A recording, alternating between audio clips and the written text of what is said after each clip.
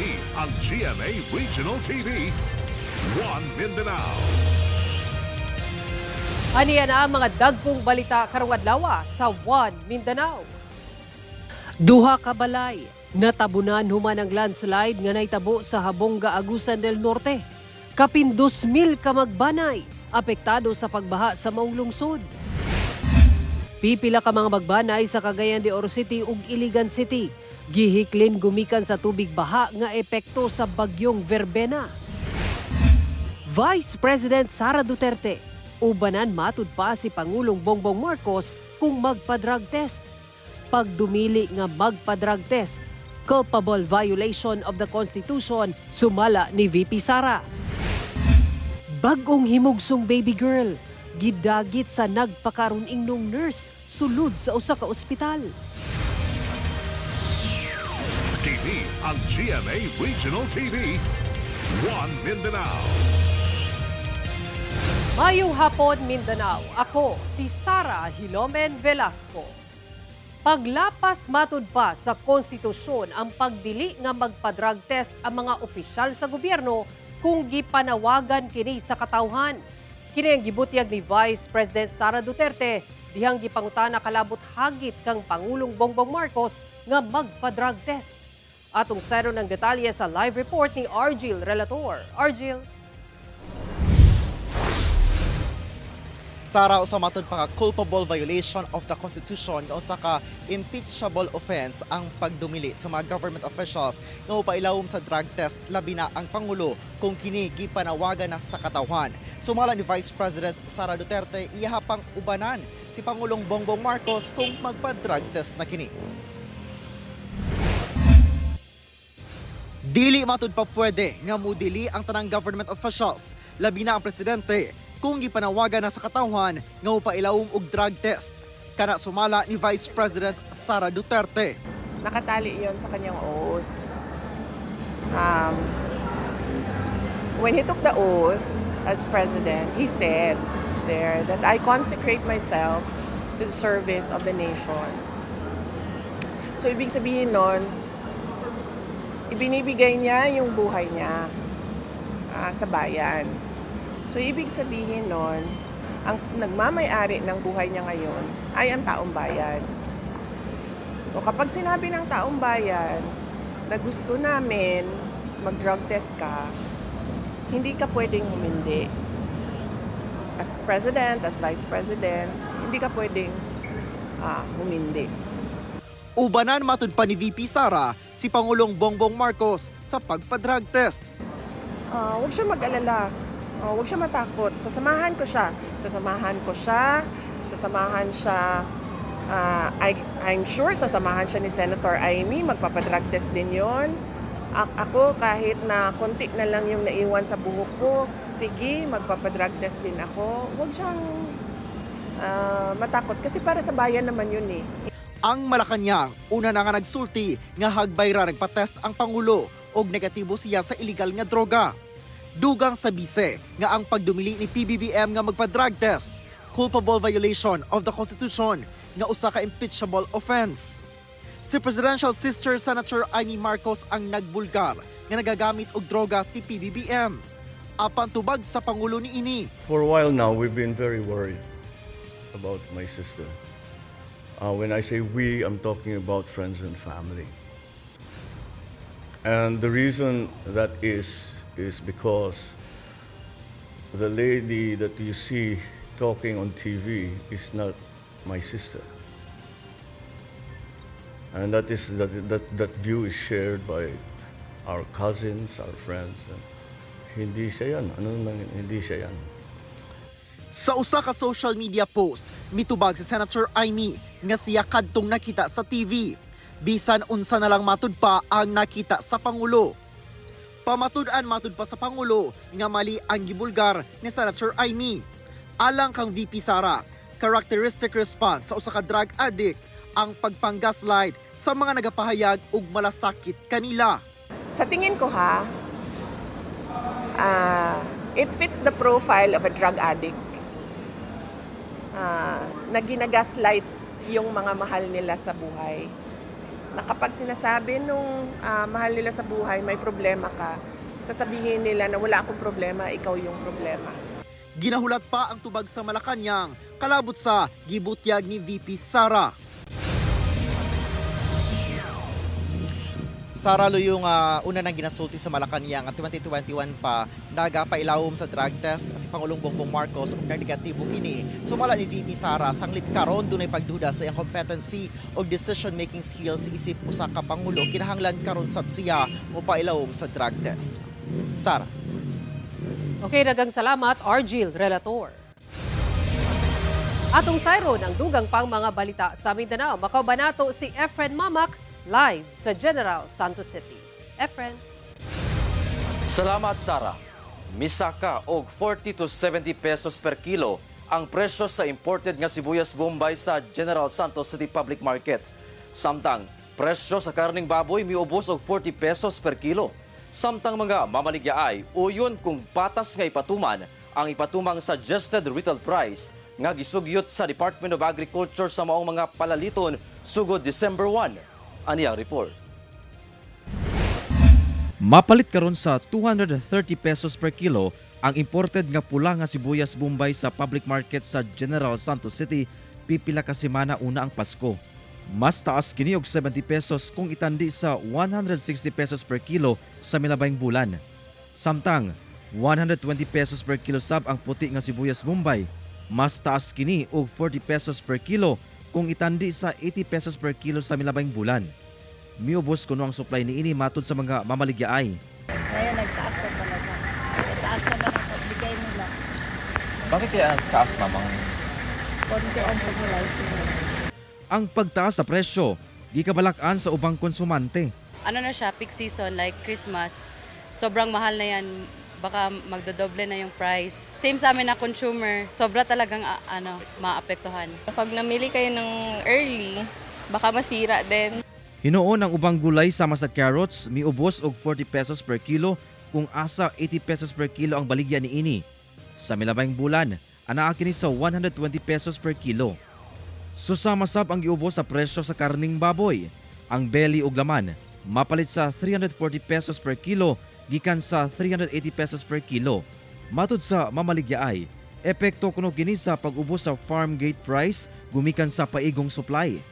Ning bag-o lang, gibutyag sa Department of Agriculture nga ipatuman na sugod December 1 ang pagbutang og suggested retail price sa mga gulay ug karne. Sumala sa Meat Vendors Cooperative sa Gensan, maayo kuno kini kung patas o alang sa kaayuhan sa tanan. Yung sinasabing SRP nga is reasonable both on the consumer side and the retailer side para hindi naman masyadong apektuhan ang bawat isa.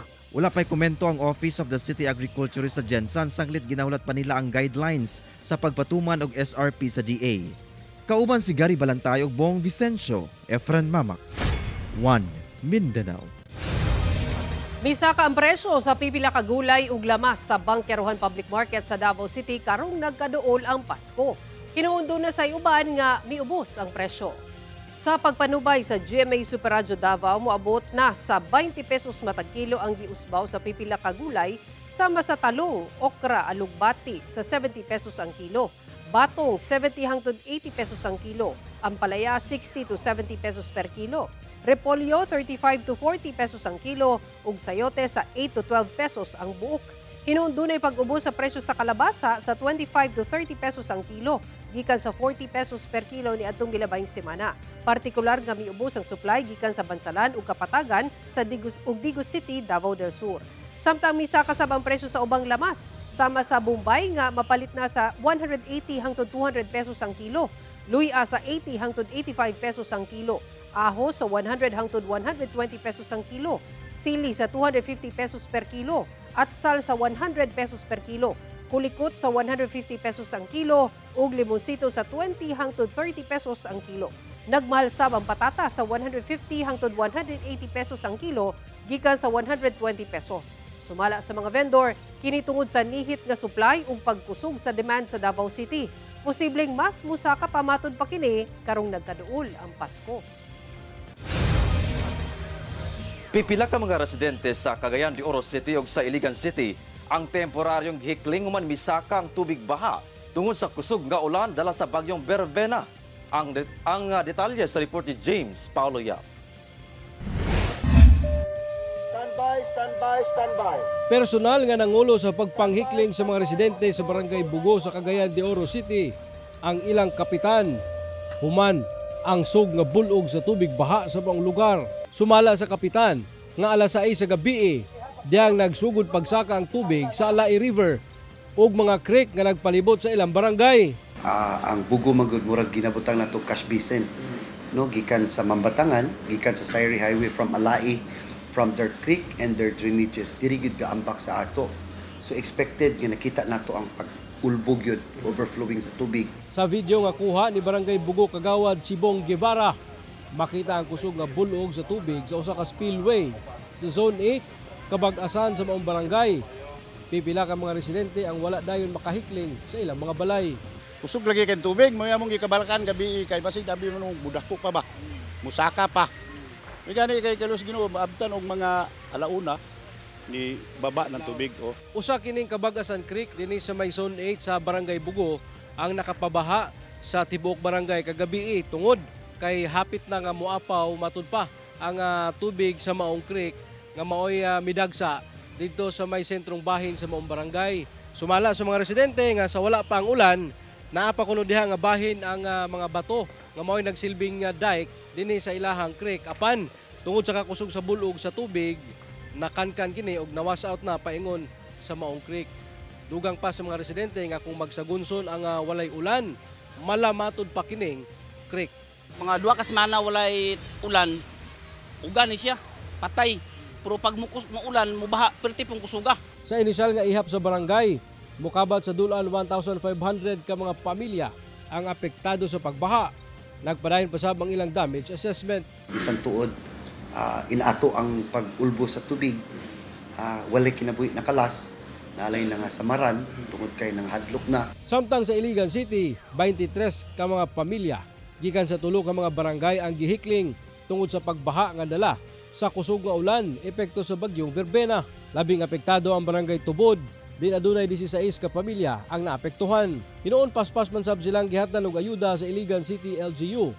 Sa pagkakaron, hinay-hinay nang namalik sa ilang mga balay ang apektado mga residente. Kauban si Makoy Sempron, James Paulo Yap, 1 Mindanao.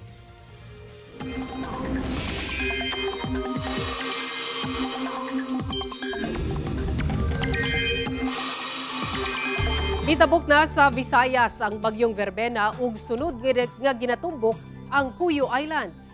Sa latest bulletin sa Pag-asa uling nasiplatan ang sentro sa bagyong Verbena sa coastal waters sa Magsaysay, Palawan.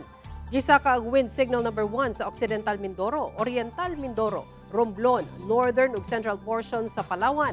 Lakip ang Kalamian, Cuyo ug Cagayan Silio Islands ug ang mainland Masbate. Signal number 1 sab sa Antique, Aklan, Capiz, Iloilo, Guimaras ug western portion sa Negros Occidental.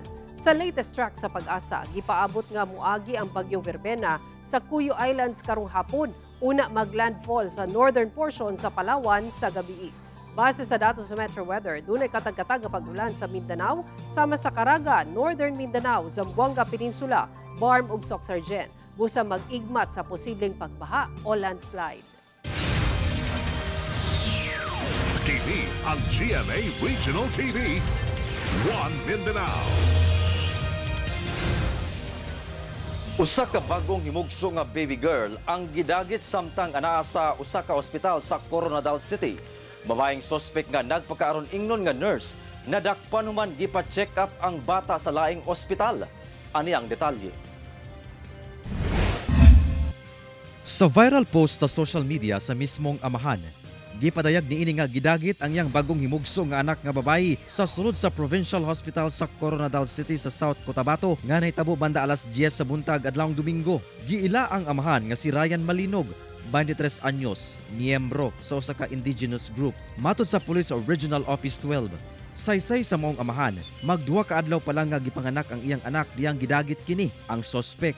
Usa ka babae kuno nga nagpakaaron ingnon nga nurse nga buot mosusi sa health condition sa iyang anak. Wala ni damha nga isibat di ay ang iyang anak. Yung unidentified female, dinescribe niya na siguro mga 5'2" yung height, tapos medyo small ang build niya at siguro mga nasa late 20s at nakalamit ito ng green uniform, naka-black G-hub, tapos meron siyang black face mask. Inintroduce niya yung sarili niya na isang nurse staff doon sa hospital nung kinuha niya yung infant. Sa gipaygayong hot pursuit operation sa PNP, usa ka eco bag nga dunay sulod nga gamit sa mong bata ang napalgan sa usa ka lugar sa Purok Everlasting, Barangay Abansenia sa mong syudad. Gibilin daw kini sa sospek. Apan mag alas 7 Lunes sa gabi, nadakpan ang mong sospek human gipa-check up sa laing ospital ang bata. Nabantayan matud pa sa mga personahe sa ospital ang kadudahang lihok ni ini. Busa gireport nila kini sa kapulisan. Dihang nadakpan, positibo kining nailhan sa mga ginikanan sa mong bata. Matud sa PNP, saysay sa sospek, nakuhaan matud pa o nakasinati og miscarriage ang sospek maong nahimo niya ang krimen. Pinakauna na sinasabi is nag-excuse siya na hindi daw siya ang kumuha, na mayroon lang daw nagbigay sa kanya. But later on sa interview and further investigation, actually ginawa niya yon dahil parang nalaglagan siya last month, then hindi pinaalam doon sa kanyang partner. Ang ginawa niya in replacement, kaya niya ginawa yun. Posibleng magatubang og kasong may kalapasan sa RA 7610 kon Special Protection of Children Against Abuse, Exploitation and Discrimination Act ang mong sospek nga ginakuwaan pa sa GMA Regional TV1 Mindanao og pahayag. Samtang ginaimbestigahan sab sa PNP ang mong ospital kung paunsa kini nagpatuman og seguridad. Most probably, akala ng mga security din doon sa provincial hospital ay talagang nurse siya. So hindi, yun pang tinitingnan natin, no? Nandun yung ating mga investigator kung paano makapasok yung mga personnel nila at yung mga possible na ganyang ori na mga modus na magsusuot lang ng uniform. Okay lang ba na papasok without wearing IDs? Ginakuwaan pa og payag ang kabanay sa bata, lakip na ang tagdumala sa mong ospital. Kauban si Gary Balantay ug Bong Vicencio, Efren Mamak, 1 Mindanao. Duha ka balay ang kumpirmadong natabunan sa landslide sa Habonga, Agusan del Norte. Libo ang sab ka magbanay ang apektado sa grabing pagbaha epekto sa bagyong Verbena. Sayron ta ang dugang detalye sa live report ni Cyril Chavez. Cyril. Yes, Sarah, swerteng nakalingkawas gikan sa posibleng disgrasya ang usa ka magbanay o usa ka individual nga tagbalay sa mga balay nga naigo sa landslide. Samtang libuan ka mga individual nga apektado sa epekto ni bagyong Verbena na nawagan og tabang. Mga yutang milamoy na sa pila ka lane sa kadalanan, mga gapnod nga nangaanod, mga sakyanan nga napuno pa sa lapok og gapnod.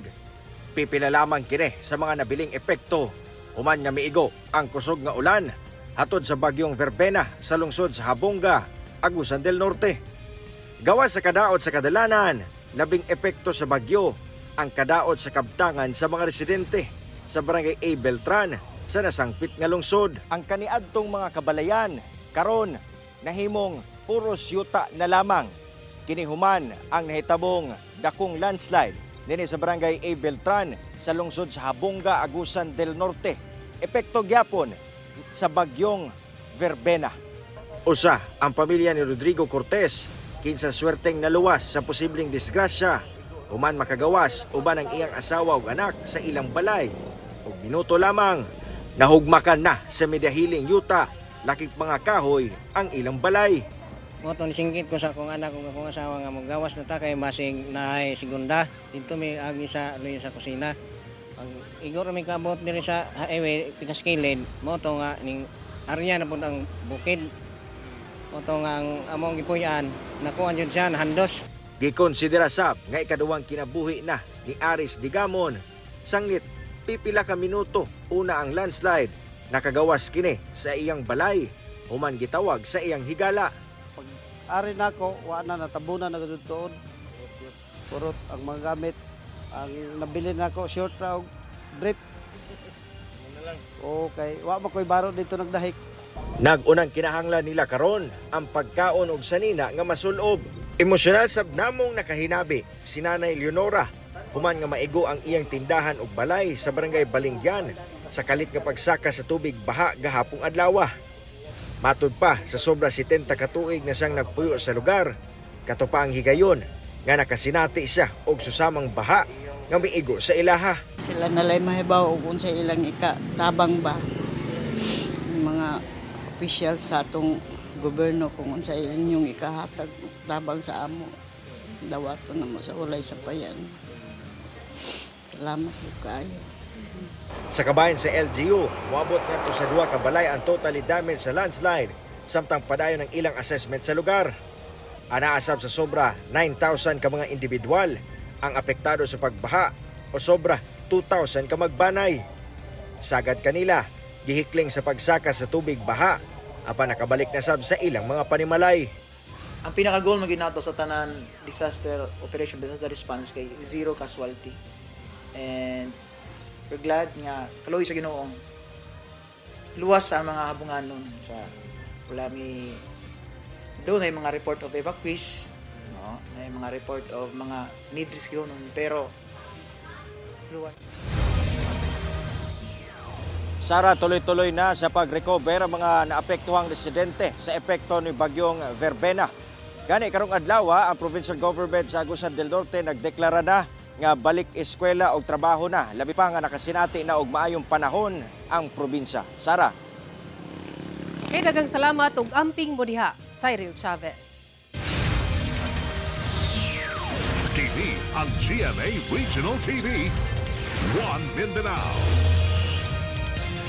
Patay ang usa ka inahan ug duha niini ka mga anak human wala makagawa sa nasunog nila nga balay sa barangay Gumalang sa Davao City. Sa investigasyon sa mga otoridad, miulbo ang kalayo sa balay nga gama sa light materials mag-alas 12:30 Martes sa kadlawon sa Purok 8A Barangay Gumalang sa Baguio District, Davao City. Dihang napalong ang kalayo, subo palandungon nakita ang patayng lawas sa tulo ka mga tagbalay, ang 35 anyos nga inahan ug 6 anyos nga babae ug 2 anyos nga lalaking mga anak niini. Sumala sa Baguio Police, wala na matud pa nag-request nga ipasusi sa scene of the crime operatives o SOCO ang nasunog nga balay. Sanggit wala sila nakitang foul play sa hitabo. Ana sa 45,000 pesos ang danyo sa maong sunog. Ginapanubayan pa sa BFP ang hinungdan sa pag-ulbo sa kalayo. Gisa sa Department of Public Works and Highways nga gilaumang maagian na sa mga motorista ang Bucana Bridge nga lakip sa Davao City Coastal Road sunod bulan. Ada na matud pa sa 99.2% ang completion rate sa Bucana Bridge nga magkonekta sa Eastern ug Western Davao City coastal areas. Sa higayong maagian na gilaumang maalibyuhan sa maong tulay ang huot nga dagan sa trapiko sa downtown Davao. Sumala sa DPWH, doon na lang minor works nga ginatrabaho sa maong tulay nga makumpleto sa katapusan sa Nobyembre. Lakip dinhi ang pavement markings ug approach road 1, sidewalks ug rural ug final installation sa electrical components ug system connections. Ang maong tulay gipondohan og 3.1 billion pesos sa official development assistance sa nasud China. 4 lanes sa maong tulay nga dunay 6-span extra-dose structure nga dunay gitas-ong 480.20 meters lakip ang 1,340 meters nga approach roads. Gilaw mamaablihan kini sa Disyembre 2025 sa higayong matapos na sa DPWH ang pag-asfalto sa dalan paingon sa Quezon Boulevard. Mga kapusoan niya na ang grand winner sa atong Kapuso Kasiyahan Panalo Promo. Mao kini ang mga entries gikan September 27 hangtod November 7, 2025. 5 ka mga Daboenyo ang mapalad nga midaog og cash nga tag 10,000 pesos. Congratulations kila Susan Makeran, Resti Eulogio, Geraldine Arena, Margie Eulogio ug Hanilin Lapa. Bisitahan lang ang official Facebook page sa GMA Promos alang sa kompletong listahan ug uban pang mechanics ug uban pang announcements. Mga kapuso, magbantay sa fake news, fake Facebook accounts o kaha sa scam text. Una ang level up nga pagpanghadlok sa big screen ugma. Mirampa sa black carpet premiere ang cast sa KMJS Gabi ng Lagim, the movie. Dressed in shades of red ang mga bida sa horror trilogy. Si Miguel Tan Felix para sa Pochong, si Sanya Lopez sa Berbalang ug para sa Sanib, si Jillian Ward. Spotted sub sa premiere ang pipila ka cast member sama nila Rocco Nasino, John Lucas, Nikki Ko, Ashley Ortega, Ara San Agustin ug veteran stars Eva Darren, Lotlot De Leon ug Epi Quizon. Ug syempre, ang award-winning Kapuso broadcast journalist nga si Jessica Soho. Full support sa premiere sila Kapuso stars Dingdong Dantes, Barbie Forteza, Isabel Ortega, Jack Roberto ug uban pang sparkle artists, lakip ang newest addition to the fam nga si Eman Bacosa Pacquiao. Ang gabi ng lagim nahimong gabi ng lambing daw. Ingon sa ubang netizens kay na-meet na ni Eman ang iyang celebrity crush na si Jillian Ward. Mitambong sab sa premiere si National Artist for Film and Broadcast Arts Ricky Lee, GMA Network Senior Vice President ug GMA Pictures President Attorney Annette Gozon Valdez, GMA Pictures Executive Vice President ug GMA Public Affairs Senior Vice President Nessa Valdelion ug Sparkle First Vice President Joy Marcelo. Mga kapuso, ugma na masaksihan sa mga sinehan ang KMJS Gabi ng Lagim, The Movie. Cagayan de Oro City LGU, gibarugan nga nabayra na ang kontraktor sa Mega Health Center sa Cagayan de Oro City. Kinisukuhay sa gibutiyag sa kontraktor nga wala sila nabayran, hinungdan nga ilang giabandona ang proyekto. Ang detalye sa report ni James Paulo Yap. Human nga gibutyag sa kontraktor sa kontrobersyal nga Mega Health Center sa Cagayan de Oro City nga wala matud pa sila na bayran sa ilang unang progress billing sa syudad. Gibarugan ni Cagayan de Oro City Mayor Rolando Uy nga wala sila'y utang sa maong kontraktor. Sa dokumento nga gipagula sa Cagayan de Oro City Information Office, makita nga kaduha ka higayon matud pa nga nagbayad ang syudad sa kontraktor. Kanang Mega Health Center pinasahi na sa Super Health Center. Gipinans na sa lokal nga kagamhanan sa dakbayan apan walay utang ang dakbayan sa kontraktor. Gibiyaan lang sa kontraktor. Makita sa dokumento ang 9.74 million pesos nga mobilization fund din gisyuhan og cheque nga pinitsahan June 11, 2025. Aduna sab item nga nakabutang payment for partial billing with 15% completion of the project nga nagkantidad og 8.26 million pesos nga giisyuhan og cheque nga adunay petsang December 20, 2024. Ginakuhaan pa og pahayag sa GMA Regional TV 1 Mindanao ang kontraktor sa proyekto. Apan una na nilang gibutyag nga 15% mobilization fund lang ang ilang nakuha gikan sa LGU. Taliwala sa mga kontrobersiya, gilaraw gihapon sa syudad nga mahuman ang maong Mega Health Center. Apan paningkamutan nato nga tiwasuna kay para kana sa katauhan. Kauban si Makoy Sempron, James Paulo Yap, 1 Mindanao. Tag 100,000 pesos na financial assistance ang gipang award sa 35 ka mga micro ug small cooperatives sa Mindanao agig dugang puhunan aron mas mapalambo pa nila ang ilang kooperatiba. Ang detalye sa report ni Argil Relator. 35 ka mga micro ug small cooperatives sa nakadaiyang rehiyon sa Mindanao ang nakadawat og 100,000 pesos matag usa nga pinansyal nga tabang. Mga micro cooperative nga dunay asset size nga 3 million pesos ug ubos pa. Samtang ang small cooperatives kadtong dunay asset size nga 3 million hangtod 15 million pesos. Gipangunahan ni Senator Christopher Lawrence Bongo ang pag-award sa mga financial assistance. Kiniubo sa malasakit sa kooperatiba ang programa sa Cooperative Development Authority. Sumala sa mga benepisyaryo gawa sa dugang pondo nga nadawat, timaan kini sa pagsalig, partnership ug pagtuo sa kapasidad sa mga kooperatiba sa paglambo dili lamang sa mga miyembro lakip na sa mismong komunidad. This financial assistance will greatly boost our capacity to expand our programs, improve our services, and create more opportunities for our members. Sagad kanila mga kooperatiba sa mga mag-uuma. Ato sa budget hearing sa Department of Agriculture, gihangyo ni Senator Go ang DA nga tagan og labing pagtagad ang sitwasyon sa mga mag-uuma. Kung kinahanglan magpalugi ang gobyerno para lang mukita ang atong mga farmers, kay kita gyud ko sa mga farmers, nagkandakuba, nagtrabaho, init, ulan, para lang naalay itusto sa ilang pamilya. Naninguha sa Senator Go nga magamit sa sakto ang maong pinansyal nga tabang aron mapalambo ang mga gagmayng kooperatiba. Kauban si Melchor Awing sa kamera. Ako si Argil Relator. 1 Mindanao. Mga kapuso, 30 kaadlaw na lang, Pasko na! Mao kato ang mga ulahing balita sa Mindanao karong adlaw. Mamahimo ninyo kining makita pag-usab pinaagi sa pagbisita sa official website sa GMA Regional TV o bisitaha ang among official YouTube channel ug i-click ang subscribe button para sa pinakaulahing balita.